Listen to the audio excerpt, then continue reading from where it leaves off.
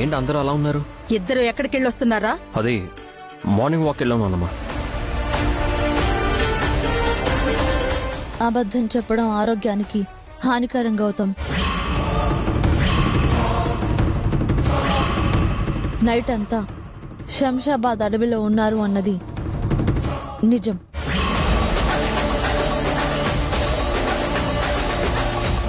రాత్రంతా అడవిలో ఉన్నారా? అడవికి ఎందుకు వెళ్లారు? తనేదో కావాలని చెప్తుంటే మీరు కూడా అలా మాట్లాడతారేంటి? అయితే రాత్రి ఎక్కడికి వెళ్ళావో చెప్పరా? అడవికే వెళ్ళాం నాన్నమ్మ.